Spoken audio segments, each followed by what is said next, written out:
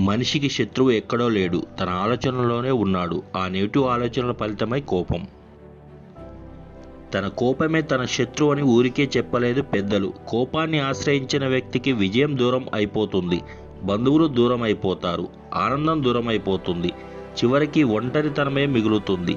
ఏదైనా జరిగినప్పుడు అసహనాన్ని, కోపాన్ని ప్రదర్శించే బదులు కాస్త శాంతి తత్వాన్ని చూపిస్తే ఆ సమస్య ఇట్టే కరిగిపోతుంది. కోపం వల్ల క్షణికావేశంలో చేసే పనులు జీవితాంతం వెంటాడుతాయి. అందుకే కోపాన్ని నియంత్రించుకోవాలి. ఇంకా చెప్పాలంటే కోపాన్ని జయించాలి. కోపాన్ని జయించడానికి పెద్ద యుద్ధాలేమీ చెయ్యక్కర్లేదు. మీపై మీరు ప్రత్యేక శ్రద్ధ పెట్టండి. మానసిక ఆందోళనను తగ్గించుకోండి. మానసిక ఆరోగ్యాన్ని కాపాడుకోండి. ఇందుకోసం ప్రాణాయామాన్ని సాధన చేయండి. తినే ఆహారంపై శ్రద్ధ పెట్టండి. నిరంతరం యోగాను ఆశ్రయించండి. ముఖ్యంగా మీలో మీరు ఒక గట్టి